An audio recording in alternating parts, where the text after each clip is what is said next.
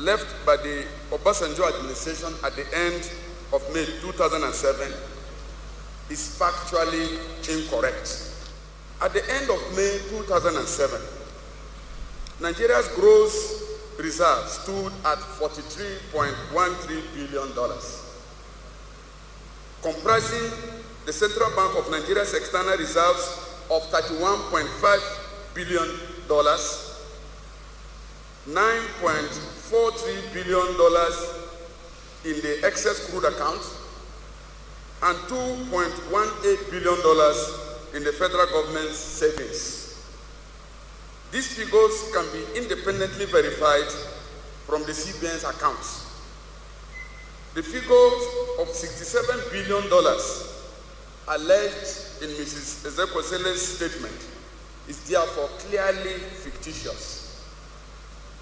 However, since President Obasanjo left office, our foreign reserves have experienced fluctuations, rising from $43.13 billion in May 2007, peaking at $62 billion in September 2008, during the Yar'Adua-Jonathan administration, when oil prices peaked at $147 per barrel and falling subsequently to a low of $31.7 billion in September 2011. Talk about turning defense into attack. The Minister of Information there, Labaran Maku, commenting on the allegation by the former Vice President of the World Bank, Aliyu Ezekwesili. Did I say more? It's sufficient to say that we will keep watching to see how this will play out. And of course, some of the newspapers this morning are saying that Ezekwesili may have talked herself into trouble. But like I said, we'll see how it pans out, and we'll keep our finger on it here on Africa Independent Television and, of course, on Focus Nigeria. Now, it is no longer news that a federal high court in Abuja sentenced Edmond Ebiware, one of the 4 suspects standing trial for their involvement in the October 1, 2010 twin bombings, which occurred at the Eagle Square in Abuja, to life imprisonment on Friday. Ebiware, alongside Charles Oka, Obi Nwabueze, and Tiemkefa Osuho, were accused of waging war against the state in order to intimidate President Goodluck Jonathan, an offense contrary to and punishable under Section 33, subsection 1 of the Criminal Code, Cap 77, Laws of the Federation of Nigeria, 1990. They were also accused of terrorism and conspiracy to commit treason, contrary to Section 40, subsection 2 of the Criminal Code, also Cap 77, Laws of the Federation of Nigeria, 1990. Ebiware was specifically accused of withholding information on the planned attack by not using reasonable means to leak the information to the president and peace officers in order to foil the planned attack. The trial judge, Justice Gabriel Kolawole, held that with all the evidence brought by the prosecuting counsel, it was evident that the convict had been communicating with Henry Oka, which he did not deny while he was being cross-examined. The court therefore held that the convict was guilty, having acted contrary to Section 40B of the Criminal Procedure Act, which requires anyone in possession of such information to take a step to inform a peace officer. But a mild drama ensued after the sentencing when the convict was brought out of the court by men of the prison services, as he suddenly grew violent when he was prevented from talking to journalists. The incident resulted in a fight between members of his family and the prison officials.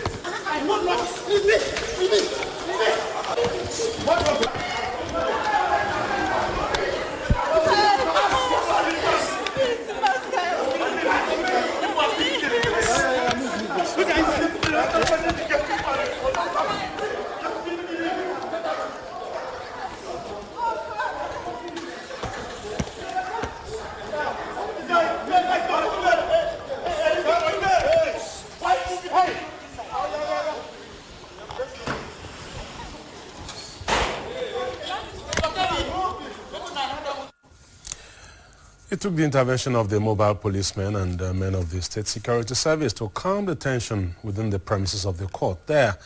And you will recall that Edmond had requested that he be separately charged and tried on the grounds that his own offense was different from the three others. Also, last Friday, security operatives demolished a building said to be a clandestine facility for making bombs in Rigasa, that's in Kaduna. Several weapons and improvised explosive devices known as IEDs components were recovered during that operation carried out by a combined team of heavily armed soldiers, the police, and operatives of the State Security Services, who stormed the area at about 11 o'clock in the morning. Some of the weapons recovered include 5 Mark IV rifles, 3 pump-action rifles, 20 rolls of detonating cords, 21 9-volt batteries, 2 remote control switches, and other IED making materials. And I think it would be appropriate at this point to give kudos to the security agencies for the inter-agency cooperation we have seen in this case, and of course for the spirited fight that they have put up against the scourge of terrorism, one that has really affected the nation in every possible way, talking about economically, politically, and of course it has given us all a very, very bad name in the international community. Okay, let's move away from terrorism and attendant matters now to another issue. During the weekend, the late primate of the Anglican Church of Nigeria, Most Reverend Adetiloye, was buried in Ekiti State, that's in southwest Nigeria. And it was a well-attended funeral that saw several politicians, including state governors, legislators, and ministers, converging on the rustic community of Odowa to pay their last respects to the late cleric. The President, Goodluck Jonathan, who was represented by the Minister of Police Affairs, Caleb Olubolade, described the late primate as a dependable leader who rose from a humble beginning to become an excellent religious leader. He was alive to undoubtedly excel in many assignments brought to me.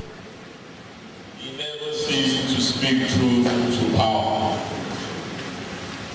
It was our own version of Desmond Tutu.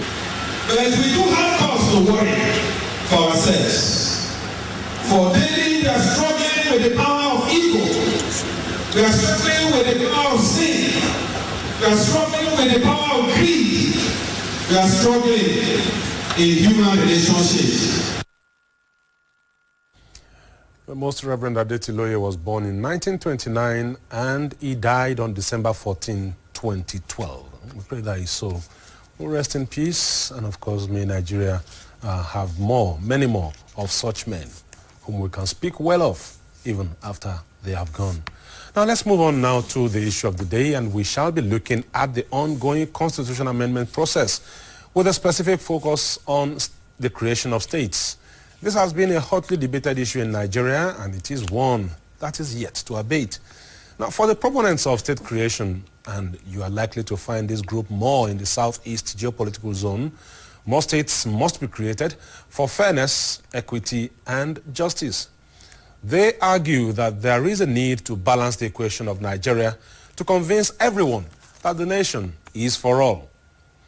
This group believes that the Southeast has been seriously marginalized in so many ways, from the monthly allocation of revenue from the Federation account to the issue of representation.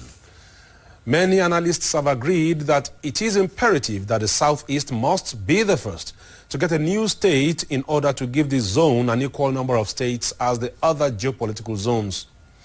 Now, one staunch proponent of state creation is the Vice President of Nigeria in the Second Republic, Dr. Alex Ekweme. He is known to have stated that anyone standing in the way of an additional state for the Southeast does so to the detriment of the fragile peace and unity of the nation. But for the proponents of state creation, it will not solve Nigeria's problems, but rather worsen them. Senate leader Victor Ndomaegba has linked the nation's economic backwardness to the proliferation of states. And his stand was that Nigeria was more focused on development when there were fewer states. He's talking about the First Republic, I guess. For the governor of Jigawa State, Sule Lamido, creating more states will not solve Nigeria's problems, as political institutions or restructuring alone cannot make a nation great. The process of amending the constitution is still on, and we're taking another look at this all-important issue on the program this morning. And there are a number of talking points arising from this, and my guests will be looking at all of these when we come back after the break. So stay with us. Don't move an inch.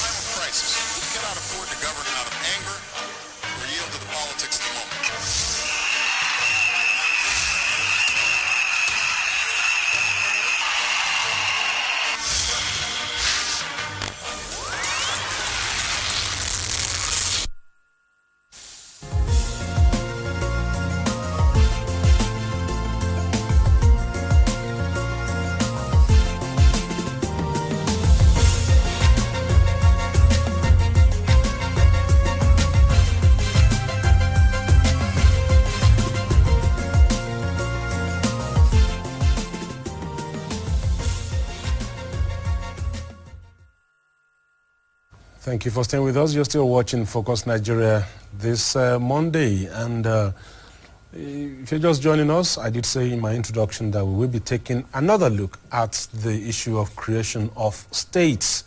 It's a very sticky point in Nigeria, and it's one that has gone on for so many years, even before the current democratic dispensation in 1999. There has always been agitation for the creation of more and more states, and this therefore is nothing new.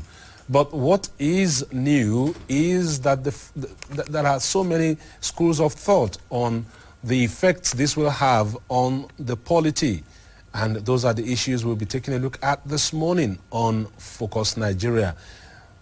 Creation of new states, will it be desirable? What is the politics behind it? What are the emotions behind it? And what actually is the reality of the situation? What will this result into for Nigeria? I have joining me three gentlemen in the studio this morning.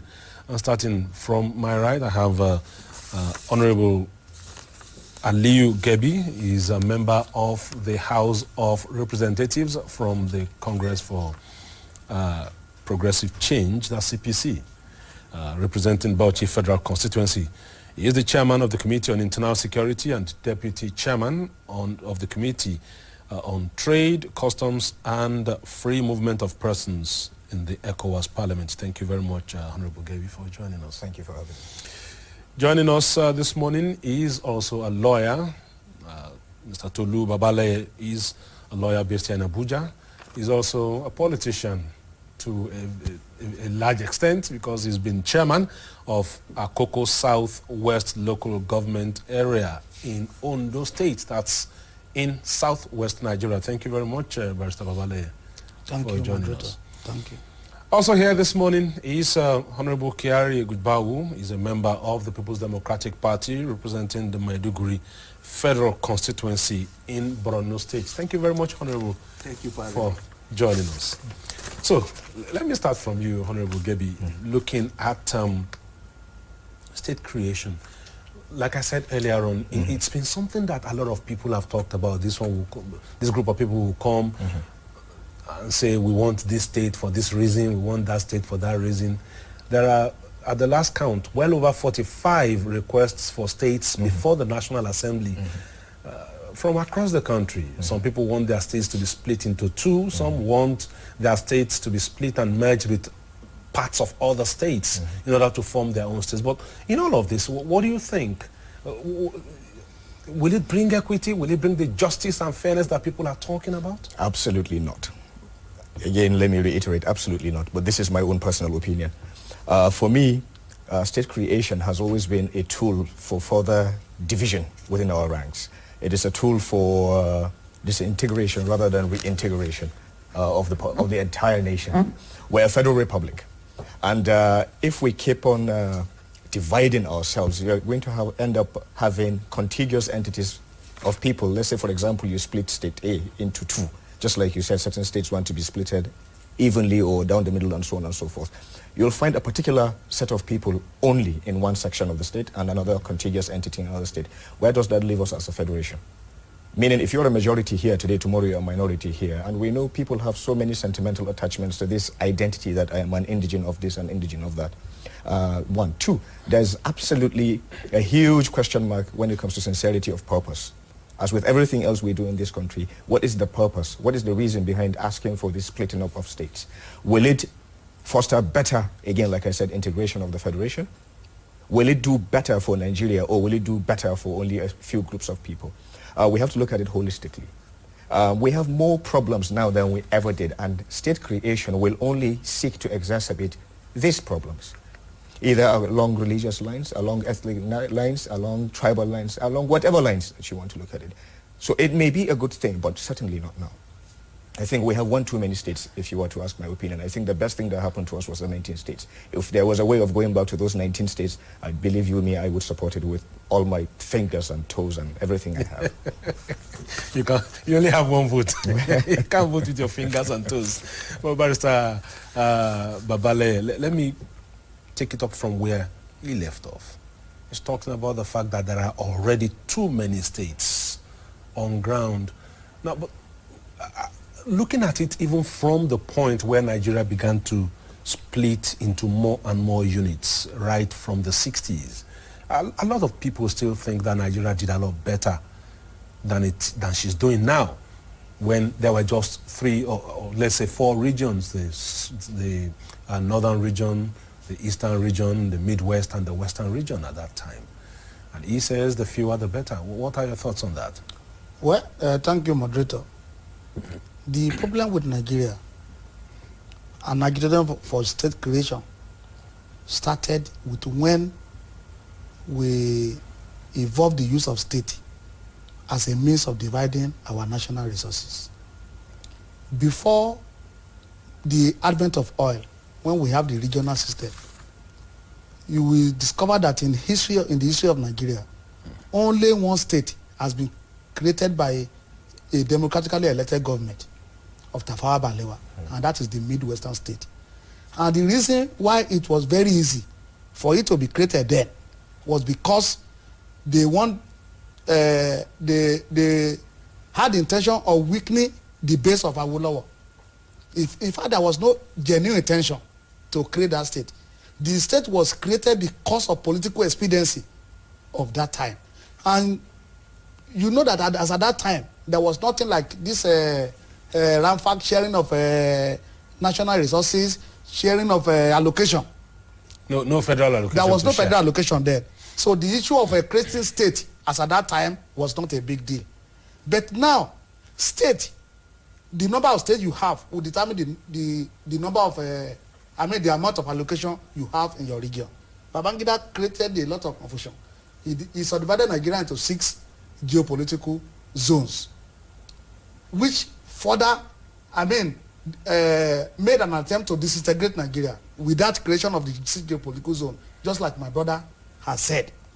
Because now each zone now, see themselves as a people that has been locked together by same pursuit of life. For example, the southwestern states are all Yoruba-speaking states. The only interest they have is how to move Yoruba forward. The southeastern states are Igbo states. The only interest they have is how to move the Igbos forward. Nobody is talking about Nigeria as a nation. What we are talking about is our region, our geopolitical zone. And that is why you see people demanding for states. For example, Southeast has only 5 states. They are the most cheated region in Nigeria. If we must tell ourselves the truth. That's part of the emotions of state creation. That is part of the emotion. Because they have 5 states. But when you talk about, distribution of our resources that comes from oil, we are a zone like a northwest with 7 states. We go with 7 allocations. Southeast we go with 5 allocations. That is the problem. That is the problem, and that is why there will be agitation for creation of state, except we involve new system of revenue allocation. So revenue sharing generally. Revenue sharing generally is one of the main problems causing all these agitations. And Nigerians have no sincerity or purpose. The moment you are there, you want your area to feel that you have brought something home. That is why a person like the Senate president is assuring his people that before in his lifetime he will ensure that upper state is created. Because he is representing a zone, he's a senator representing his own zone, he wants his people to feel that at least I've gone to the national level to bring patronage to you, which is in form of a state created as upper state. And that is why you see that even all of them that are involved in this business of state creation, nobody is talking as a nationalist. They are all talking as state leaders and regional leaders. And as long as we continue in that line of action, fighting for our own cause, for our own people, there will be more and more agitation for state creation. I will, as for me, as my own personal opinion, to solve all this problem, I will just suggest that the entire 109 Central District be turned into states, so that we have 109 states in Nigeria, so that maybe this agitation will go down. Now you have added a comical aspect to it. We're looking at it. Okay. Now, Honorable, but he mentioned something that really brings to mind the facts and figures that the proponents or the opponents of the proponents of state creation now have been talking about for a while, that there's a lot of structural imbalance in the polity. He's talked about the fact that the Southeast has just 5 states. The Northwest has 7. Yeah. All the others have 6.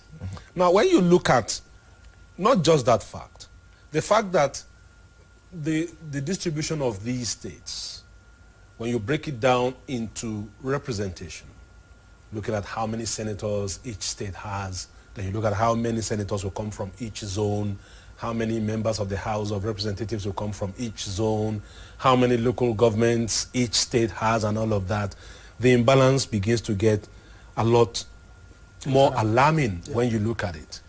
And I think that's the point that he is trying to make.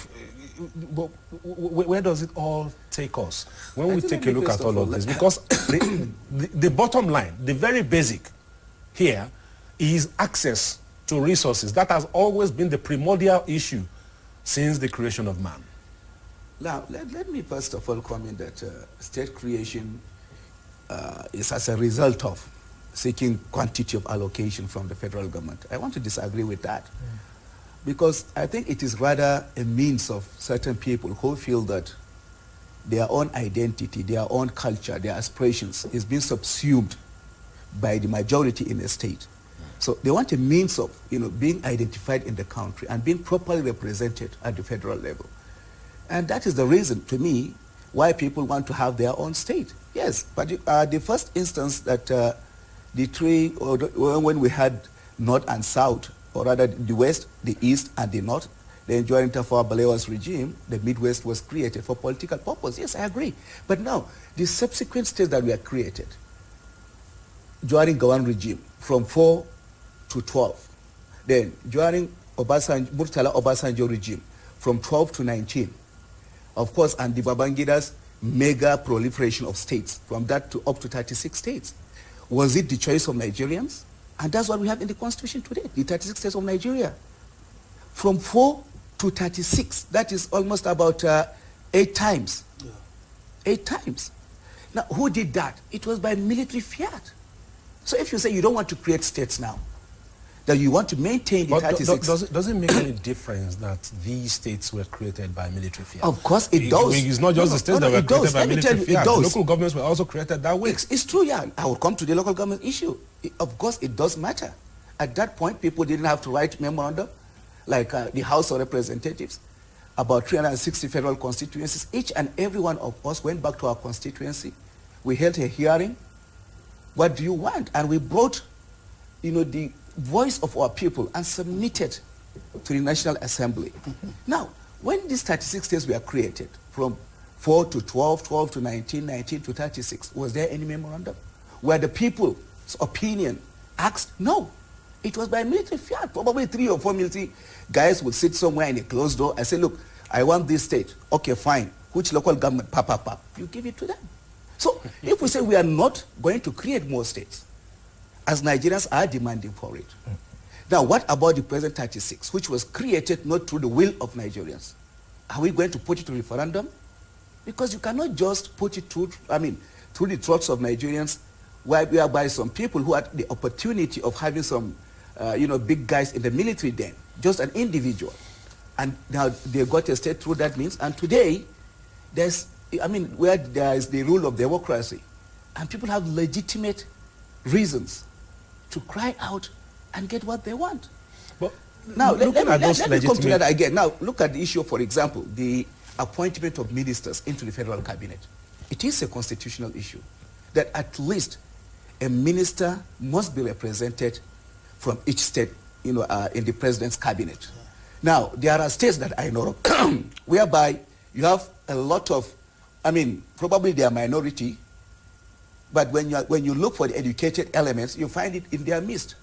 But they never get to have a minister from their midst because they are minority in that state. Will the solution to that be the creation of a state for them? No. Excuse me. What I'm coming to is this. If we say we are not going to create more states because probably it is not economically viable, then we have to look at the present, foundation of our constitution, because a lot of things is being harped based on the states that we have. And these states did not come through the popular will of the people. I think we have to look at it very well. And what of those minorities in those states, that their will and their representation is not brought forth because they are deemed as minority in those states. So we have to really look at, as much as we are looking at the economic aspect, because most of the argument against states creation is about economic viability.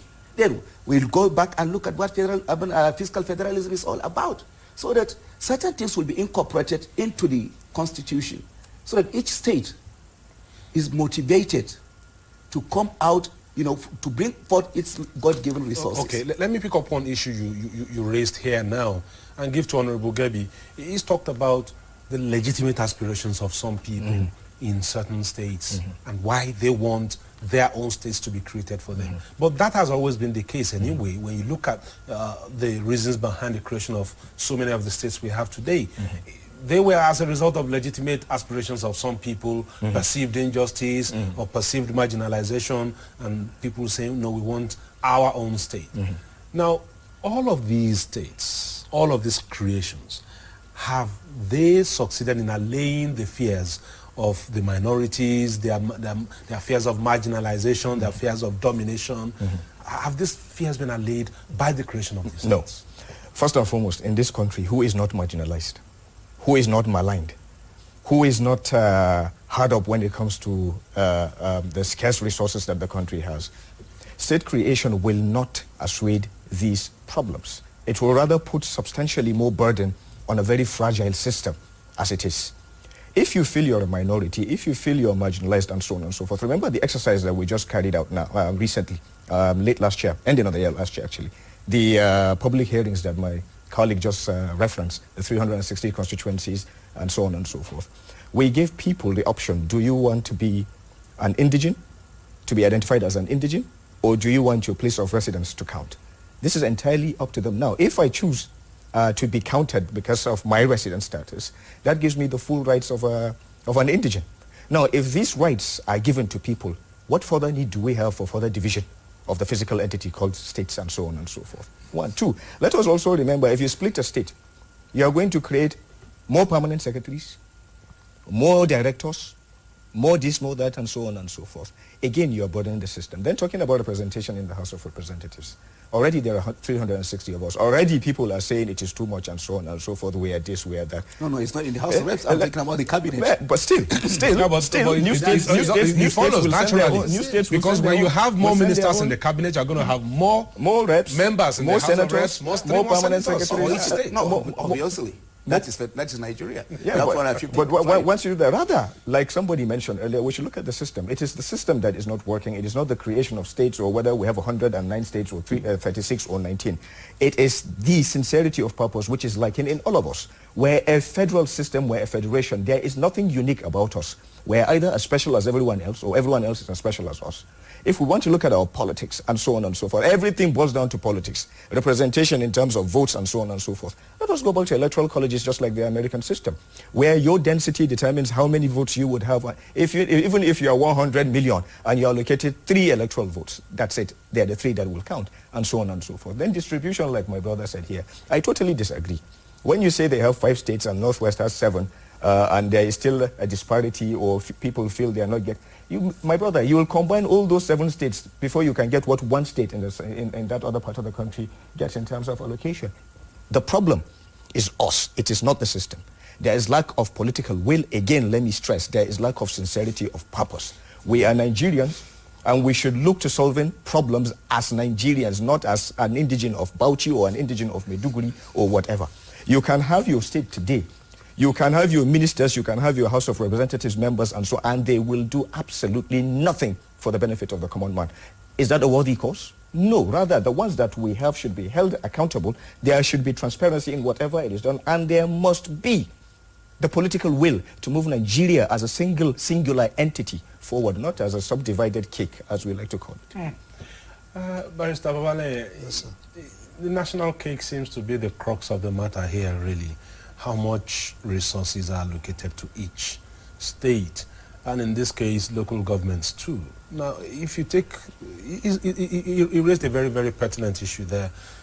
In some states, you have Kano, for instance. Kano is a much used example. Kano has, I think, 44 local government areas. Yes.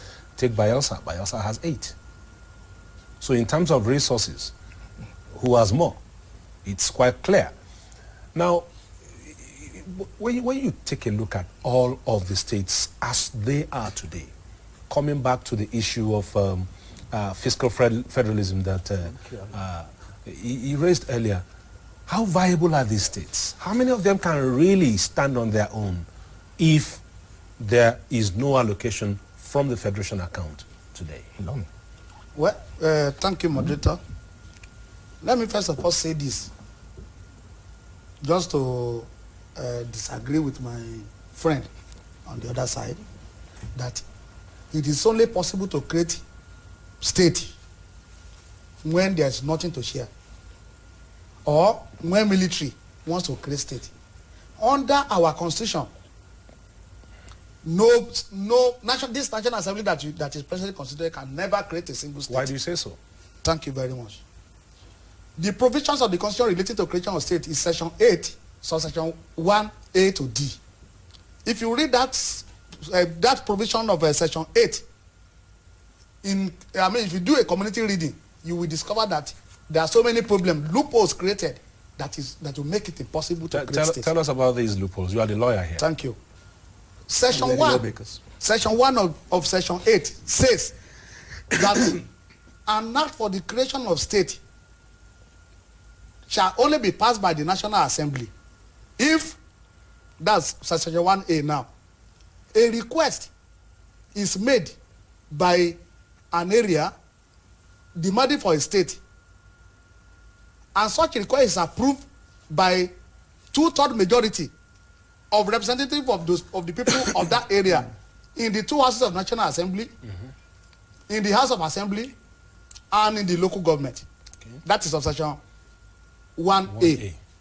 1B talks about the fact that that request will now be turned to a proposal, which shall be subjected to a referendum of the people residing in the area demanding for the state creation. After the referendum, you will now go to the subsection 1C of Section 8 that provides that the result of the referendum shall be approved by a simple majority of all the 36 states House of Assembly. And after the approval by the simple majority gives you 24, right? Yes. No, some of them have 26, some 24. Oh, okay. In each of the states. Each of the states. Okay. Some have 24, some have 23. They must approve the the result of the referendum earlier conducted by simple majority. Then all this will now be approved by 2/3 majority of the National Assembly. Let me now tell you the loopholes. The first loophole is this. Under subsection A, you said that a proposal will be approved by members of each of the assembly, National Assembly, that is the Senate, and the House of Rep, the State Assembly, the local government. Majority of the states in Nigeria have no democratically elected local government. So who now does the approval? That is the first question. Well, majority, in fact, 70% of the states in Nigeria of the local government have been managed by a caretaker. Who now does the approval? Who will now approve the provision related to creation of state? That is one. The second issue, you will now have the primordial sentiments. For example, now if they want to create state in Southeast, a man from Maiduguri will be feeling that how can you now add another state to Southeast? Now I will support. There will be mutual No, I will support them. Don't worry about that. Thank you. Because it's not from Maiduguri. Yeah, I'll let them be supported. So now there will be mutual suspicion. You can never have 2/3 majority of the House of Assembly in Nigeria approving a state for a particular I think Barrister is talking about the process. Yes. Not the pros and cons. The process. He's talking about the process. Yes. That's also part of the problem. But that's the process about let me just the Constitution. Yes. Almost the same process. Let me just conclude. Because no, it's not the same. It is not the same. It is not the same. That is not Amendment of the Constitution, is covered by Section 9. There is a serious difference between Section 9 and Section 8 of the Constitution. That I know. Yes. What I'm saying is, look, two-third. I mean, in the last assembly or last attempt at amending the Constitution, yes, a very vital issue about local government autonomy. Yes. And then the autonomy of the State House Assemblies was brought to the fore. Now, it hit the rock. Who defeated it? No, it's still the House Assembly members. That's what we're talking about. No, because their governors were pressing the button. Yeah. But that does not mean that we should not still make an attempt this time around, because that is how we are going to deepen our democracy. My brother. So the process are not the issue. We will make an attempt. Gentlemen, can you just hold on? Can you just hold on? Now, in the middle of all of this, he's talked about the process. Yeah. It's really cumbersome. Yeah. And if you ask me, given the political proclivities of the various sections of the country, yes, given the fact that Nigeria has over 260 ethnic nationalities, given the fact that virtually every of the 167 million Nigerians has a particular preference for a particular thing at a particular time, agreed, how possible now, is it to create new states? That's one of my in spite of all the aspirations and the desires, legitimate or not. That's one of my quarrel with the present constitution as we have. I mean, the way we have it. In fact, when we went for our induction course, in Akure as first termers of National Assembly. A question I asked one of the guys that presented the paper was, why is the process of amending the Constitution so cumbersome? Knowing fully well that the Constitution we have has a lot of military input. And you see, we are already having a second or third attempt at amending the Constitution by the time elected representatives of the people are in office. So I think there is need for us even to look at the very foundation of our Constitution. Probably when we go in deep, because when we go in deep into this, the very fibers of the Nigerian Constitution. You are raising another issue entirely now. No.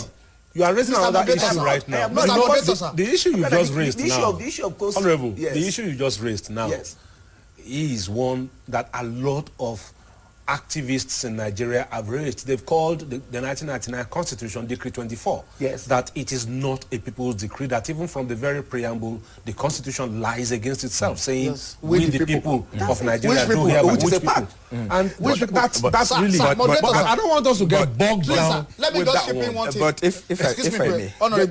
Can you just hold on? Can you just hold on? Let me hear from him. He's been quiet and he's watched you for a while. I want to chip in something. It's because, as usual, Nigerians, we have a way of deflecting ourselves from the core of the issue. The issue here is not the Constitution. Honorable, you and I are elected representatives of the people. We are the ones that will, if need be, when the need arises, ask at when due, to pick up the Constitution and say we are going to give it a makeover on behalf of the people. That is not an issue to be discussed now. The issue here is state creation. And you can see from my initial statement, three of us here, we are refusing to agree. We are all, like he said, our primordial sentiments and so on. Which and is so why forth. I said 167 million Nigerians have 167 million. Exactly. So the more you create, the more divided we will become. If you don't fix the problem, and what is the problem? It is very simple: the lack of political will and the lack of sincerity of purpose. We do not see ourselves first and foremost as Nigerians. Yes. We see ourselves as members of the ethnic groups that you just described, the 288. There are over 288 as a matter of fact. First and foremost, so while we are busy arguing, I am this, you are that, who is arguing for and on behalf of Nigeria? The Honorable, let me interrupt you. Yes. Nigeria has 280-something ethnic groups. How many ethnic nationalities do you have in the United States? And yet, everybody sees himself or herself, first and foremost, as an American, before they now decide to head for Chinatown or for the Latino quarters or for even Brooklyn in New York, where the blacks, the black African Americans reside. You're coming back to what the problem is. The leadership of the country do not recognize themselves first as leaders of Nigerians. They see themselves as leaders of their tribes, of their group, of their... When you have a president, that chooses to dress to identify himself with only one section of the country, regardless of what, he will look absolutely dashing in a Bobadiga. He will look fantastic in Iroa. Come on, and so on and so forth. No, it is deeper than that. It is deeper. No, I'm making my point. And this is the problem. I'm using him as... I am using him as an example. If you make me, I want to use myself as an example now. If you make me... President of the whole Federal Republic of Nigeria, not President of the Ijo Nation. And he should be identified Honorable Gebi, from head to toe. Honorable Gebi, if you make me... Honorable, I have the right to express my opinion. This is my opinion. General, can we calm down? But I'm saying, if you make me the president of Nigeria today, I probably will be dressed like this most of the time. Most of the time, which is what I'm used to. 80% of the time, 90% of the time. But you will hardly find me dressed the way you are, or the way you go. But there you go. You see, we're back to what the problem is again. It's not about the dressing. No, it's about what, my brother, what you do from head to toe speaks of who you are and what you represent. Exactly. No. You just finished, correct or not? We're the most diverse and eclectic collection of heads of states and governments in the world, correct or not, of the African continent. Okay. How many people, did you see the president of Ghana wearing Kiente and so on and so forth? There is a level where if you are a leader, you are a leader for all. I am a representative of about 2.7 million people, both in federal constituency, the Fulanis, the non-Fulanis, the houses, the non-houses. I do not have the luxury of only identifying myself most of the time, to use your words, most of the time, if not all the time, with a specific group of people. If I do that, by commission or omission, I'm sending messages to those other people that really, Please, you are not like as to chip in on important this because as really, these other people. He's talking about It the goes collection from of head, from head to Okay. down. We are discussing state creation. Let's stay with state creation. But really have to please. respond to that because I really have to respond to Let's that. stay with state creation. we are discussing state creation. I think I will prefer for us to leave that issue Yes. and go back to the issue of state creation. Now, Barrister Babalai has given us a picture of what it will take to create new states. Yes. Now, if we are to agree with the views of the governor of Jigawa State, Sule Lamido, saying that creating more states will not solve Nigeria's problems, and that Nigerians should actually be looking at other ways of taking care of their issues, like personal reorientation, changing our value system, and like Honorable Gebi said, let's see ourselves as Nigerians and work towards the development and progress of the nation as a whole, rather than seeing ourselves as ethnic groups or states or geopolitical zones. So which way forward? Because we must go in the next couple of minutes. Let me ask. So let me start from you. I'll come to you in a minute. He has spoken about the cumbersomeness, and he has talked, Honorable Gebi has spoken about the ideal situation whereby each and every Nigerian, of course, most importantly, our leaders, or we, the leaders, should think first as Nigeria, how to move Nigeria forward. Because by the time you move Nigeria forward, almost every entity, every individual will be impacted upon and will be affected. Yes, that's an ideal situation. But you want that way, I want that way, everybody wants it that way. But as at present, what is on state, what we have on ground, is that ideal situation achievable now? But then, what is democracy all about? In our constitution, there's a provision for a process, no matter how cumbersome, to create a state. Whatever these people now had in mind in making this provision, they knew that the aspiration and agitation for state creation and local government creations will be in the minds of Nigerians for a long time to come. Now, it is democracy. This is the first time we are really asking Nigerians as a people, do you want states or don't you want states? And I believe Nigerians, no matter whether they are in minority or in majority, they have the right to voice their opinion so that we gather this opinion and say, look, this is what we received from Nigerians as the 360 federal constituency representatives did. Look, this is the voice of Nigerians. At the end of it all, most Nigerians said they want more states. Now, which ones are the viable states? Or they don't want more states? No, that is democracy, my brother. The viability is one that really questions the entire thing. No, we have to do it. We have to Validity do it. There's of a the provision process. for that. And if some people want it, you have to listen to them. Okay. Just because I'll have to ask you to. I'll have to ask you to hold on there because we must go now. I want to give a final word to the other two gentlemen here. What are your final thoughts on this issue for today? Yes, my final thought is this, my moderator. The Honorable at my right-hand side has been talking about 360 Federal constituency organizing constitutional amendment. What do you call it? Public hearings. Public hearing. I beg to disagree with him. No, let's not. Yes, Let's just get your final thoughts now. We are talking of state creation. We have to go. This was a jamboree. There was nothing like that. I want to tell Nigerians. They just gathered people of their political party and did a jamboree and called it constitutional amendment. How many did you attend? I was not invited. None was organized in my area. So if you were not they invited, only called people of their party. If you were not invited through the media. If you were not invited, how did you get to know that it's a I'm a jamboree? prominent person in my local government. I never had the information. You are an armchair analyst. So what are we talking about? We must go. That is one of the problems of state creation in Nigeria. It cannot work by virtue of Honorable separation of the Gebi, constitution. a final word here. Well, there are so many. Don't be an armchair analyst. But you see, quickly, Can we round this up, please? my brother, I say this with utmost humility and deepest respect to you, your person. This is part of the problem because he was not invited. He did not participate. So the process, so the process lacks legitimacy, according to him. I went to my constituency. I'm from CPC in the PDP dominated area. Everybody came. Everybody participated as much as they wanted, and so it was submitted. I'm sure it is the same for all of the 360 constituencies. Now, back to what the issue here. Again, if we don't see ourselves as Nigerians, as stakeholders in Nigeria, whether Honorable Gujibao agrees with me or not, whether this is the ideal or the not so ideal, we must start somewhere. Next year we'll be 100 years old as a federation, as a singular entity, against all odds.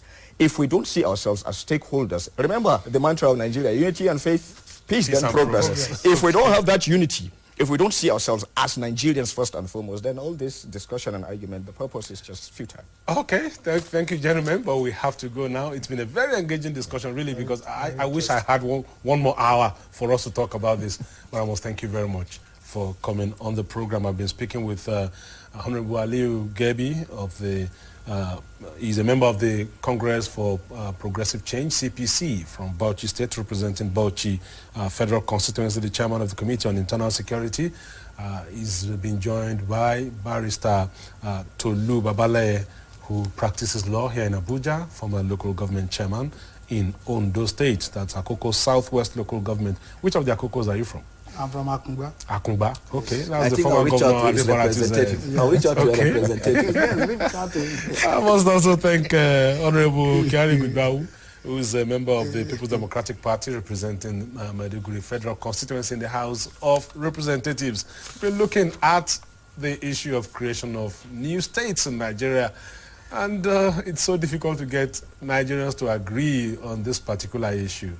It's been a very engaging discussion. We probably will be looking at it from another perspective much later on. But, you know, Nigeria is work in progress. Gentlemen, I must thank you very much for your time this morning. Thank you for sharing your views. Thank you. So that's the program for this morning.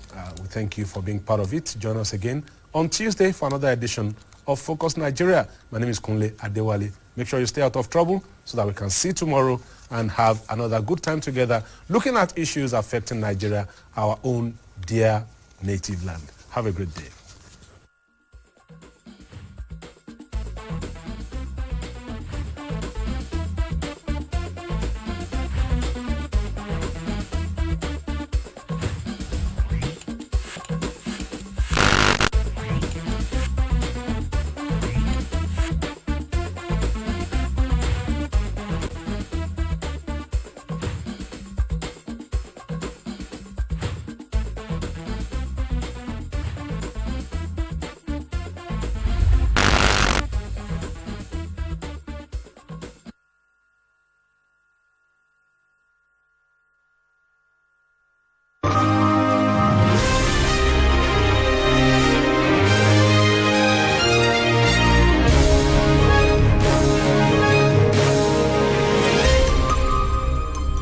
AIT, sharing the African experience.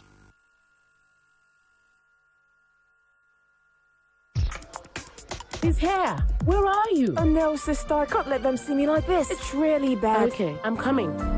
My skin looks so rough and dry, even though I've tried all types of beauty soaps. Forget ordinary beauty soap. Use Dettol skincare. Dettol skincare? Isn't Dettol for killing germs? Yes, but what do you think causes such skin blemishes? Every day we're exposed to germs, pollution, dust, and sweat. What you need is Dettol skincare soap. Dettol Skincare eliminates germs, while its moisturizing formula gives you a soft, germ-free skin. Hi, we missed you the other day. But wasn't it worth the wait? If we don't take care of ourselves, who will? Dettol Skincare. Beautiful skin is germ-free skin. Now, get Dettol protection for only 295 Naira. Save 80 Naira on every Threes value pack you buy. And they're off! Oh, my throat is hurting bad. I think I need to brew a hot drink with honey and lemon. You need a faster relief that lasts longer. Try Strepsils. Strepsils has the goodness of a home remedy with honey and lemon, relieving pain faster and for longer. Strepsils. First aid for sore throats. Okay, now catch the ball. Nobody came to play. Even today. What happened? Nobody came to play. I think everyone is ill. When Harmattan comes, it brings sudden weather changes, cool mornings, hot during the day, with haze, with lots of dust everywhere, spreading germs even faster amongst us. That's why, especially in Harmattan, my family bakes daily with Dettol. Mom, I'm waiting! Dettol gives maximum protection against germs, so that they can embrace the season without giving me worries. If I don't take care of him in Harmattan, who will?